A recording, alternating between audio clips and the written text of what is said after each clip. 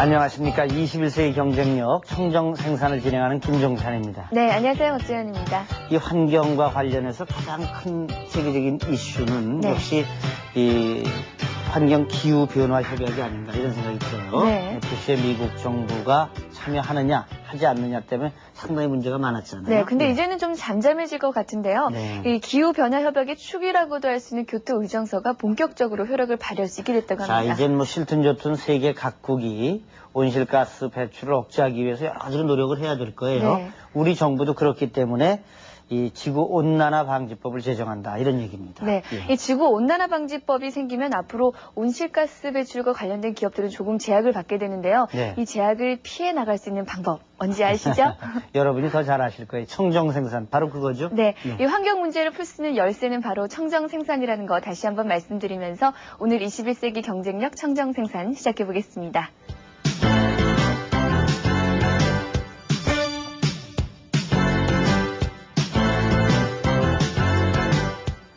지난주에 제6차 유니도 유넵 국가청정생산센터 연례회의가 있었지 않습니까? 오늘도 같은 내용으로 준비를 해봤는데요. 역시 한국생산기술연구원의 박영우 박사 나오셨습니다. 안녕하세요. 고맙습니다. 네, 안녕하세요. 자, 오늘은 지난 제6차 유니도 유넵 국가청정생산센터 연례회의 어떤 부분을 또 얘기해 주시겠습니까? 네, 오늘은 청정생산 기술이 어떤 것인가, 또 이제 해외 청정생산 활동 같은 것들을 좀 소개해 드릴까 합니다. 네. 그러니까 뭐 해외 국가 청정 생산 사례를 살펴봐 주신다는 거죠. 근데 그 전에 먼저 청정 생산 기술은 어떤 부분에서 주로 사용되고 있는지 좀 짚고 넘어가죠. 네, 청정 생산 하면은 이제 두 가지로 나눌 수가 있겠는데요. 하나는 이제 소프트웨어적인 청정 생산 방법론이 있겠고, 그다음에 이제 하드웨어적인 접근인 청정 생산 기술이 있겠습니다. 그래서 이제 청정 생산 기술에 대해서 이제 말씀을 드리면은 몇 가지가 있는데요. 먼저 제품의 설계 기술, 그 다음에 생산 공정 기술, 그리고 대체 물질 개발 기술, 그 다음에 이제 제자원화 기술, 이런 정도로 이제 분류를 할 수가 있는데요. 제품의 이제 설계 기술이라고 하면은 그동안 이제 저희 프로그램을 통해서도 많이 나갔습니다만, Design for Environment, 환경 친화적인 제품 설계라고 하는 게 있는데, 이게 요거는 제품의 설계 단계에서부터 자원 사용을 최소화시키고, 그 다음에 오염물질 사용을 최소화시키는 이러한 제품들, 그렇게 하고 또 재활용이나 재사용이 용이한 제품들을 만들어내는 걸 이제 설계 기술이라고 하고요. 생산 공정 기술은 기존에 있는 공정 시스템을 변화시켜 가지고 그것들을 환경 친화적인 생산 방식으로 전환시키는, 또 아니면은 새로운 어떤 공정 기술을 개발해내는, 환경 친화적인 새로운 공정 기술을 개발해내는 그런 것들이 되겠고요. 그다음에 이제 대체 물질 개발 기술은 글자 그대로 원료 물질을 이제 환경 친화적인 원료 물질로 바꾸는데, 예를 들면은 냉장고나 에어컨에 사용되고 있는, 지금은 이제 사용을 안 하고 있습니다만은 CFC, 휘발성 유기화학 물질이 이제 CFC가 오존층 파괴를 시키기 때문에 그것을 이제 금지함으로 해가지고 이것을 대체할 수 있는 대체 물질을 이제 개발해내는 이런 것들이 청정 생산 기술 중에 하나가 되겠고요. 그다음에 이제 제자원화 기술이라고 하는 거는 자원의 폐기된 자원, 아니면은 부산물, 생산의 부산물로 나오는 자원들, 아니면은 최종 소비 단계를 맞춰가지고 이제 폐처리되는 자원들을 재사용하거나 재활용할 수 있는 기술들, 그렇게 해서 자원의 어떤 수명을 연장시키는, 자원 사용의 수명을 연장시키는 그런 이제 기술들이 청정 생산 기술의 범주에 들어가겠습니다. 이 청정 생산 기술이 활용되는 범위가 상당히 넓네요. 아니, 그런데 이런 청정 생산 기술이 필요한 업종이 특별히 있을 것 같아요, 제 생각엔. 그리고 또 그런 업종들에서 어떻게 현실적으로 지금 쓰여지고 있느냐, 활용은 어떻게 되고 있느냐, 이거 좀 궁금한데요. 이제 업종은 주로 이제 제조업 분야가 해당이 되겠습니다.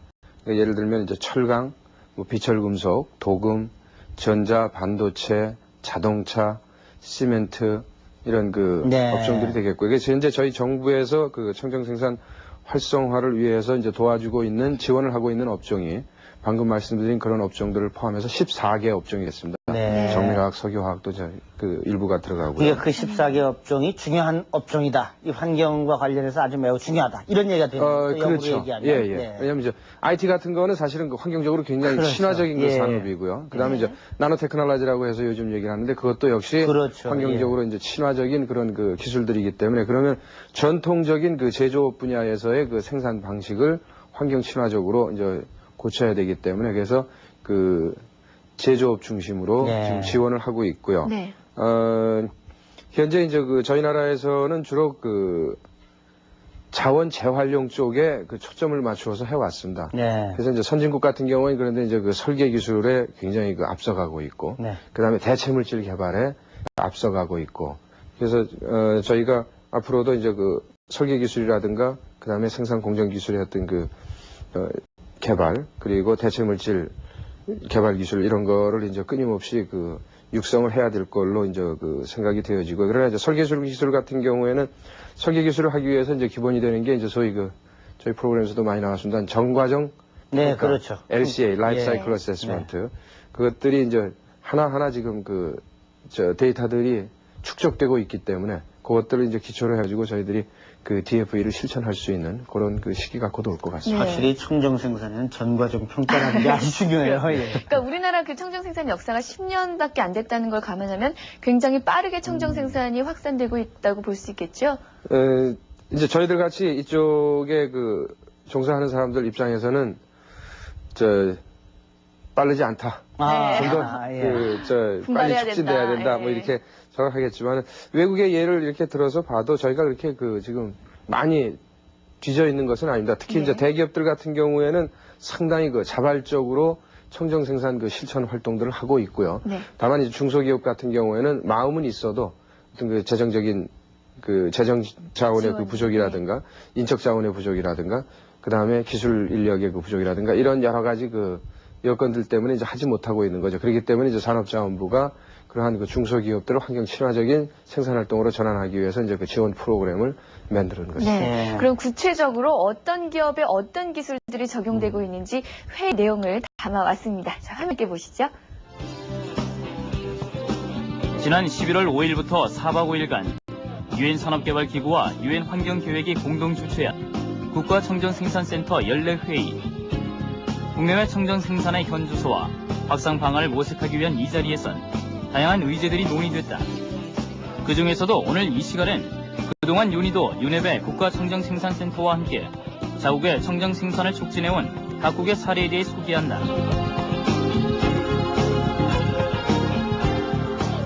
지난 1990년부터 전 세계적으로 확산되고 있는 청정생산. 특히 머지않아 그 효력을 발휘할 기후변화 협약의 움직임으로 이제 청정생산은 선택이 아닌 필수인 시대로 왔다. 이런 상황에서 국내의 청정생산 현주소는 어디쯤 와 있을까? 정부 주도로 청정생산을 정착하고 있는 국내 기업의 경우 기술 개발은 아직까지 초기 단계인 상태다. 하지만 일부 대기업은 독자적으로 청정생산 기술을 개발하거나 부분적으로는 선진국으로부터 기술을 도입하는 등 청정생산을 시도한 기업이 늘고 있다.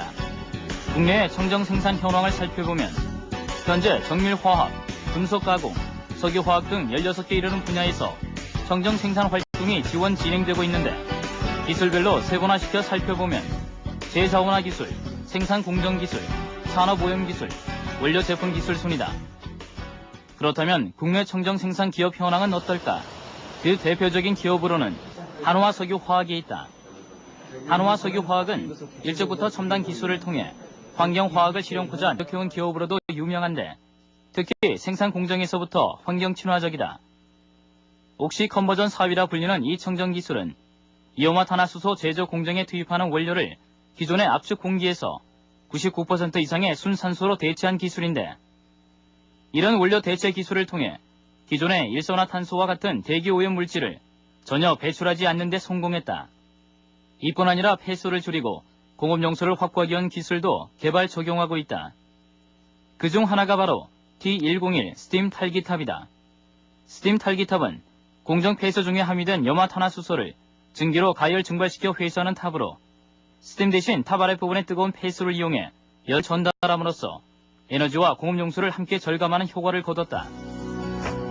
한화 석유화학의 또 다른 활동을 소개하자면 바로 환경 친화적 경영 체제를 구축했다는 점이다. 그 노력의 일환으로 지난해에는 환경 보전 운동인 에코 2000 운동, 그리고 현재는 에코 예스 등을 전개해 나가고 있다. 이처럼 한화 석유화학은 석유화학이 다소비 에너지 산업이라는 점을 감안해 에너지를 줄이기 위한 다양한 활동을 벌이고 있다.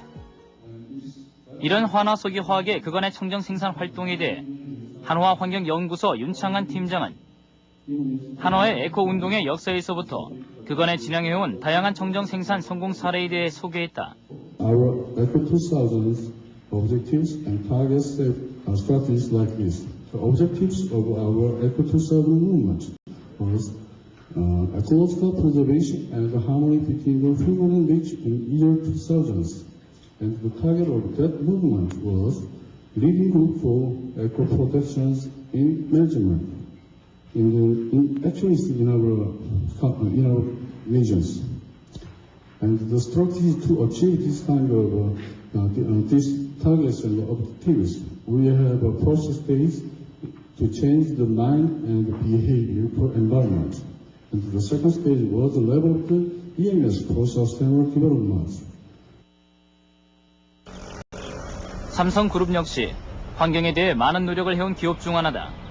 특히 올 2001년 초엔 청정기술이 반영된 환경 친화형 메모리 반도체인 그린 반도체 개발에도 성공했다. 지난 1998년부터 기초 연구를 시작해 3년여 만에 개발에 성공한 이 반도체는 사람과 환경에 유해한 기존의 성분들을 모두 제거했다는 데서 그 의의가 크다. 기존의 반도체 제작 공에서는 외장 도금 때 사용되는 페이스트와 솔더볼에 모두 인체에 유해한 납이 사용됐다. 하지만 페이스트 경우에는 납 대신 비스무스를, 솔더볼에는 은과 구리를 사용해서 유해물질을 사전에 죽였다.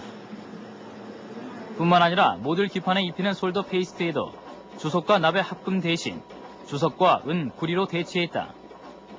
반면 패키지의 성형 수지 분야와 모듈 제작을 위한 PCB 기판 분야엔 강한 독성과 보식성을 가진 할로겐족 화합물 중 브롬을 인으로 대체했는데, 이처럼 삼성 반도체의 경우는 환경과 인체를 생각한 환경 친화적인 청정기술 제품 개발에 주력하고 있다. 삼성 반도체의 청정 생산 활동을 제쳐두더라도 삼성은 그룹 차원에서 지속 가능한 발전을 위해 다양한 환경 친화적 활동을 보여오고 있다. 이에 대해 삼성지구 환경연구소 황진택 수석 연구원은 삼성그룹의 LCA, DFE, 그리고 재활용 센터 등의 활동들에 대해 소개했다. Let me mention briefly about what environmental consideration in Samsung Electronics case. That's the LCA example. From the 1995, we started LCA methodology to adopt in production process. First, we adopted this first scheme to microwave oven, and next year we expanded to this methodology and modified our database, and then to television set, monitor, refrigerator. Okay, Mrs. Bell. Okay. 국내 최대의 철강 기업인 포스코 역시 환경과 청정 생산에 많은 관심을 기울이는 곳이다. 더구나 철강은 물 사용량과 에너지 소비가 그 어느 분야보다도 많은 대표적인 굴뚝 산업인데, 이로 인해 포스코는 청정 생산이 국내에 도입된 초기부터 각별한 관심을 보이고, 특히 청정 생산에서 가장 중요한 정과정 평가를 지난 1997년부터 실시해오고 있다. 그리고 보다 체계적인 환경 경영을 위해 전문 연구소인 포스코 환경경영연구센터도 따로 두고 있다. 이런 포스코의 청정 생산 활동에 대해 포스코 경영연구소 이병욱 환경경영연구센터장은 포스코의 환경 경영에 특히 초점을 두고 소개했다.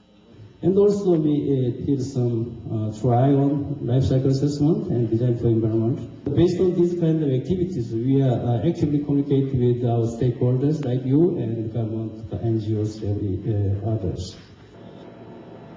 국내 화학 산업을 고부가 가치 산업으로 발전시키는데 큰 역할을 한 한국화학연구원, 한국생산기술연구원과 연계하고 있는 대표적인 청정 생산 관련 국가기관이기도 한 이곳은 특히 국내 제재기술과 관련된 청정기술 연구가 한창이다.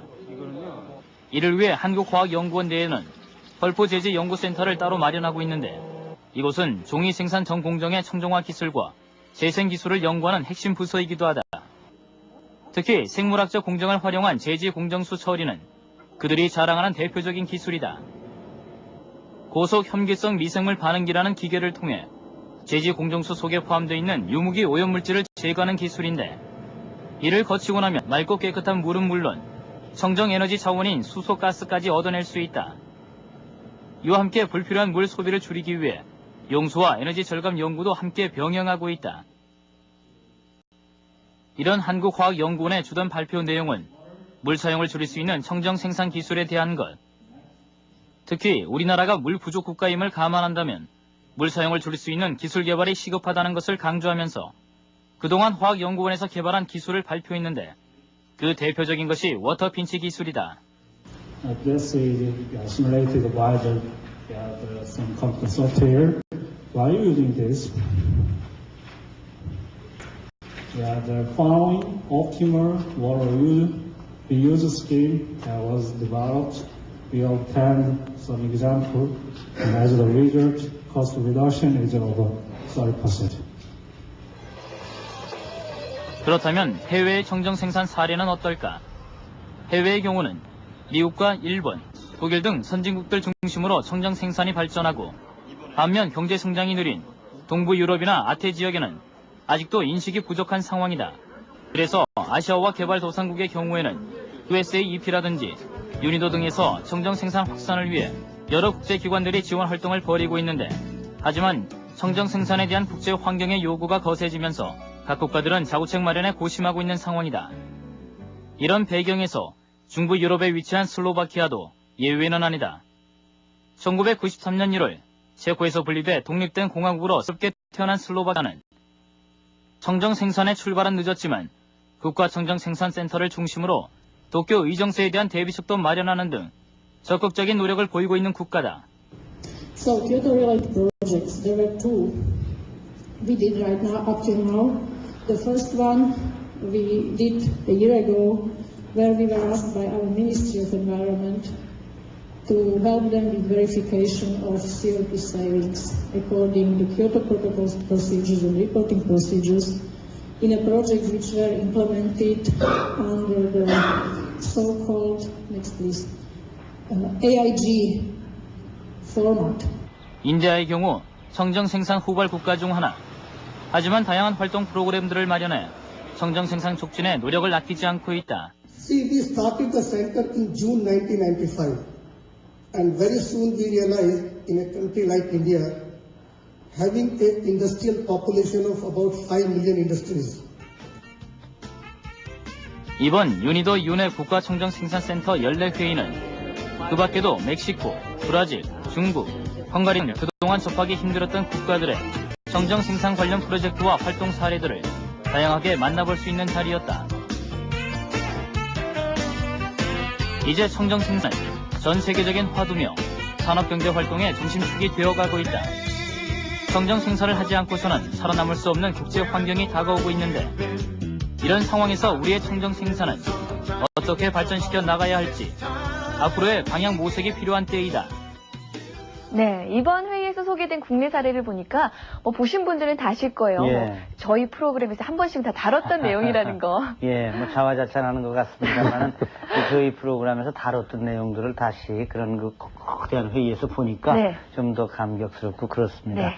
자, 국내 기업들, 이런 특히 대기업을 중심으로 이 환경 경영에 초점을 맞추고 있는 게 사실 아닙니까? 네, 네. 이런 점에서 환경 경영과 청정 생산의 관계를 좀 규명해 주십시오.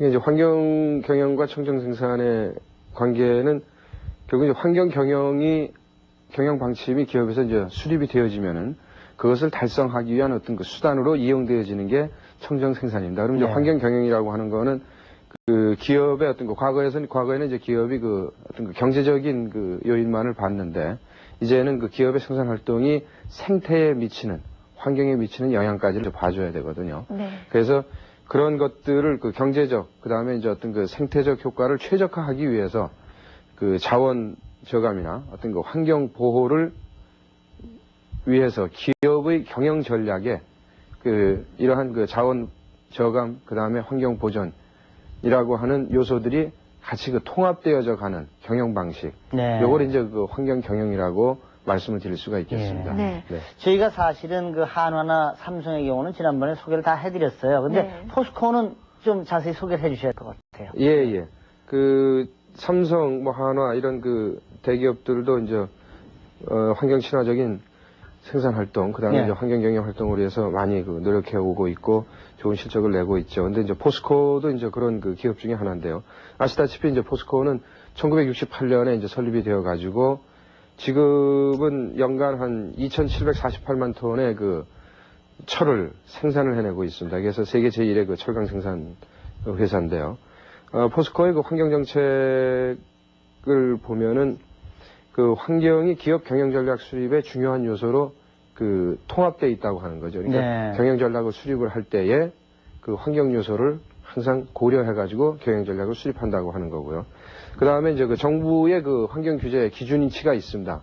그러나 이제 포스코는 그런 그 정부의 규제 기준치보다 더 그 앞서가는, 소위 이제 저희들이 그 얘기를 할 때는 go beyond regulation이라고 하는데 규제를 넘어서 그 실천해 나가는 그런 것들을 그 적극적으로 실천해 나가고 있고요.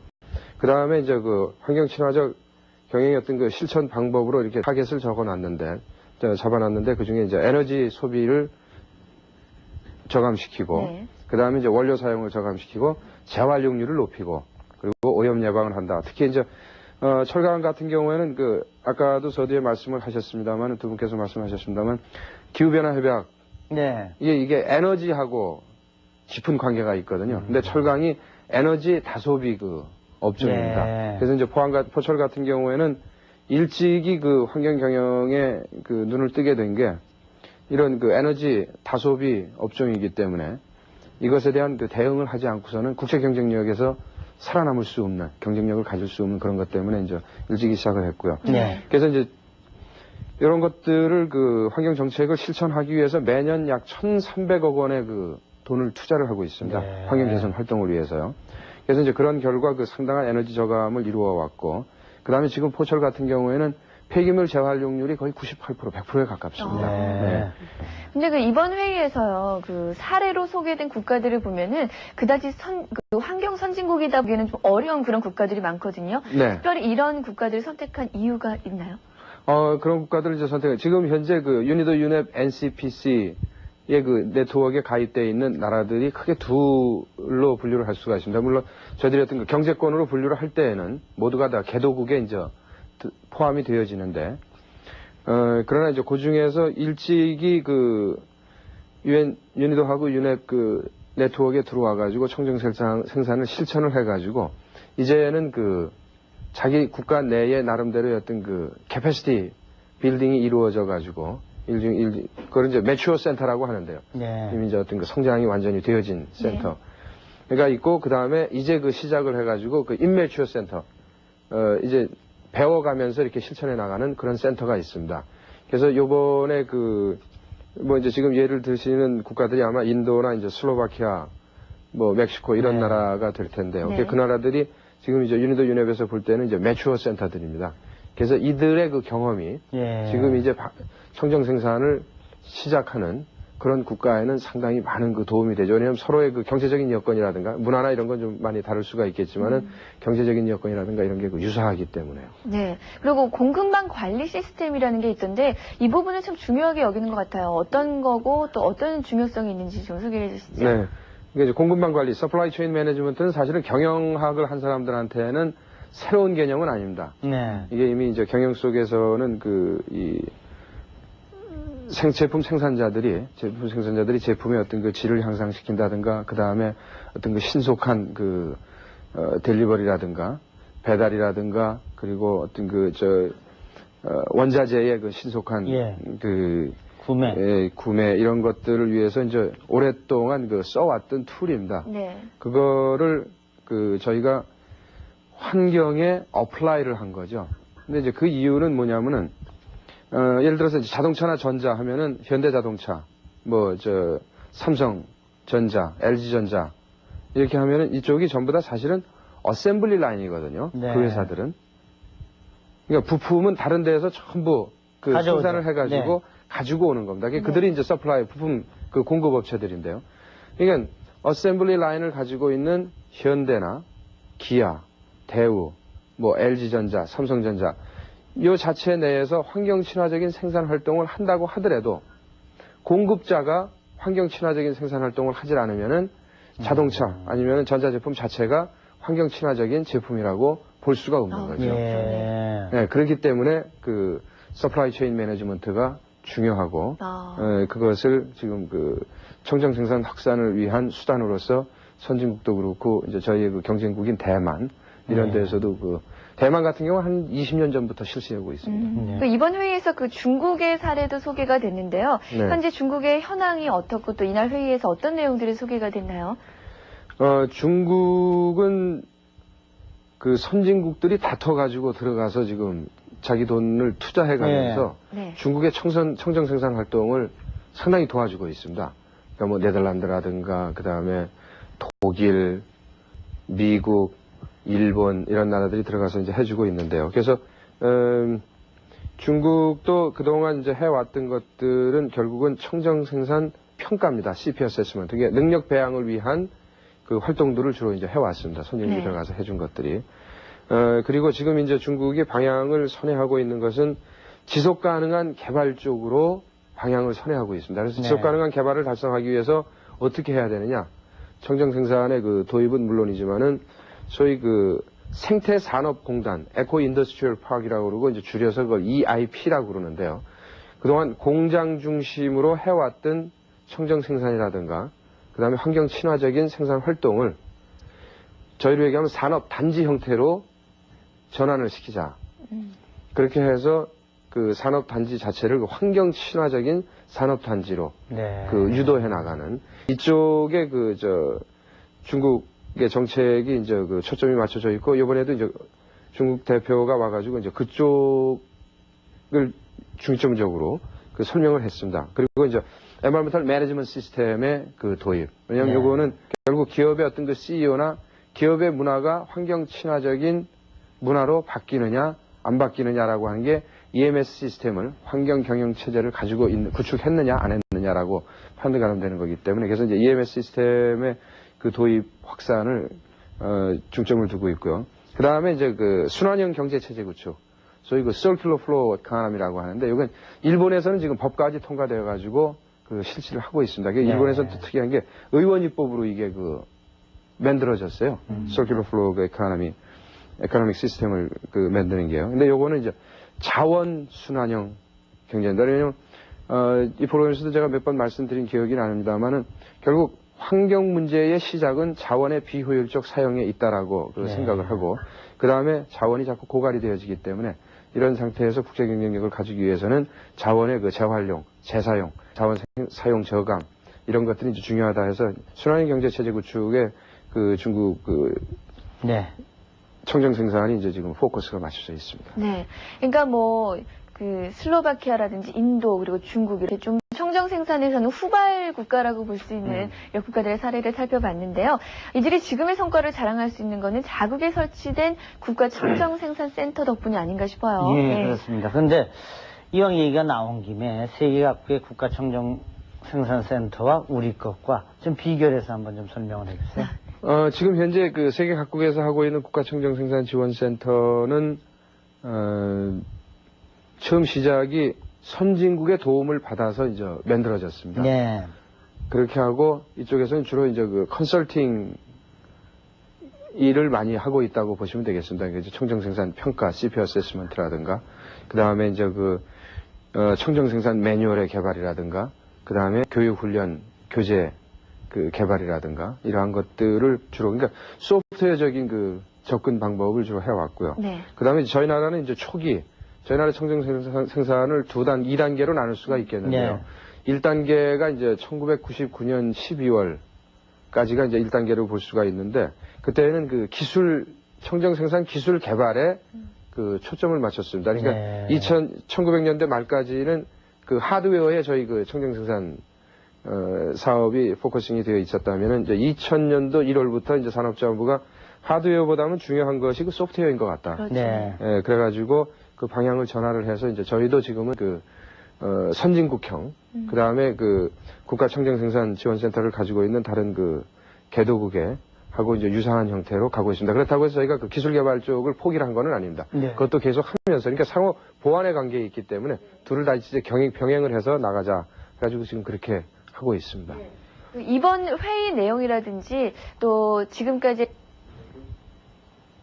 이 박여우 박사의 설명을 들으니까 네. 우리가 이 청정생산센터 뭐 지원해주고 하는 일들이 상당히 이제 한 차원 더 높아진 그런 거네요. 네, 그리고 예. 이번 회의가 그냥 회의로만 그칠 것이 아니라 좀 검토를 해서 우리의 실정에 맞는 게 있으면 받아들이는 것도 좋겠죠. 그렇습니다. 네. 예. 오늘도 이 유니도 유넵 국가청정생산센터 연례회의에 대해서 소개해 주신 한국생산기술연구원의 박영호 박사님께 감사드립니다. 고맙습니다. 고맙습니다. 예.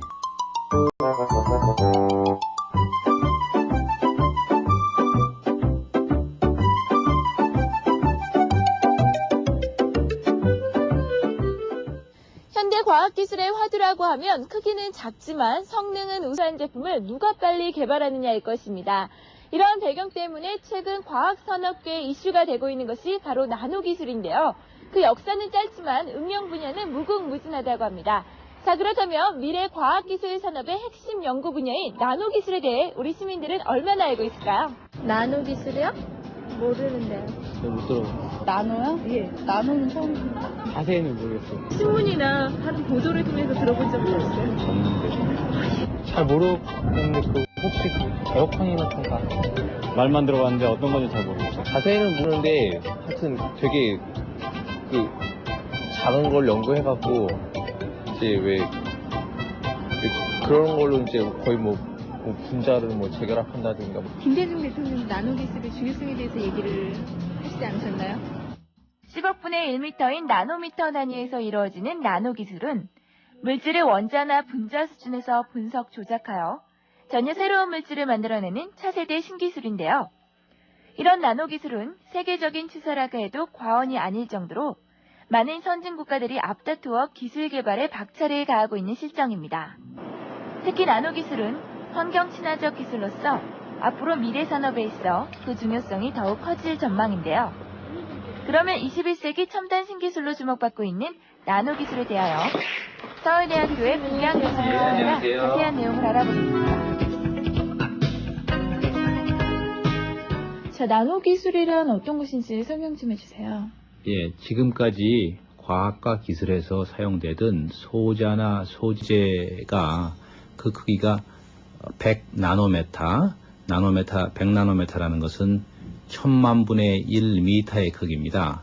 로 줄어들면서 새로운 현상들이 나타나는데요. 그런 현상들을 사용하여 생기는 새로운 기술을 나노기술이라고 합니다.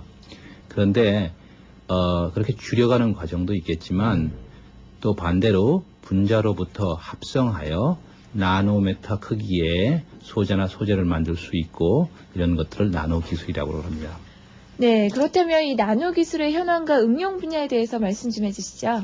예, 나노기술은 모든 사람들이 두 가지 방법이 있다고 그러는데요.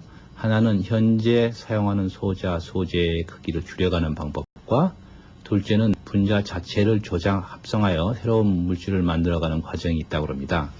그런데 모두 산업화에는 짧게는 1년, 길게는 10년 이상이 걸릴 것으로 예측하고 있습니다.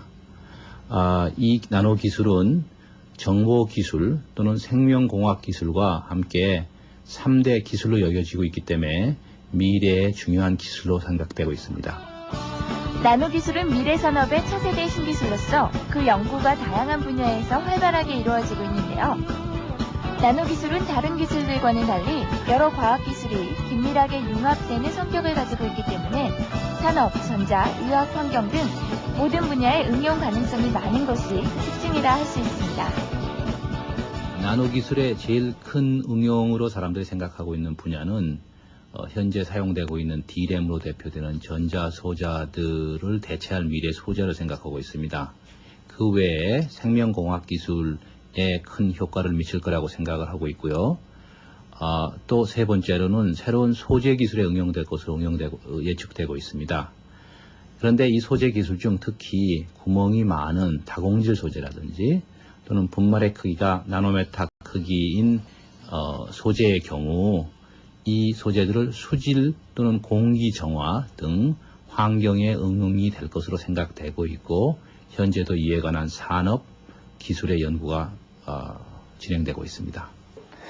그동안은 우리 기업인들이 대기업 중심으로 환경 경영 마인드가 이렇게 확산됐는데 네. 이제는 협력 업체들도 해야 되는 시대가 된 것 같아요. 네, 조금 예. 전에도 말씀해 주셨잖아요. 예. 그 협력 업체가 청정 생산을 하지 않으면 완제품도 청정 생산이 아니다 이런 말씀해 주셨는데 몇몇 대기업을 중심으로 그 움직임이 확산되고 있다 그래요. 그래서 협력 업체들에 대해서 환경 경영을 5등급으로 나눠서 예. 그 환경 기준에 미달하는 기업과는 거래도 끊을 거라고 합니다. 너무 냉정하다 그렇게 생각하지 마십시오. 여기서 그렇게 하지 않으면 세계 시장에 가서 우리가 또 거래가 끊기는 그럼요. 네. 조금 준비하는 거라고 미리 생각할 예. 수 있겠죠. 예, 먼저 맞는 매가 덜 아프다고 했습니다. 네. 지금 미리 준비해 놓으면 우리가 세계 시장에서 나중에 크게 이득을 볼 수 있다는 걸 잊어서는 안 될 것입니다. 네. 오늘 21세기 경쟁력 청정 생산 마치겠습니다. 고맙습니다. 감사합니다.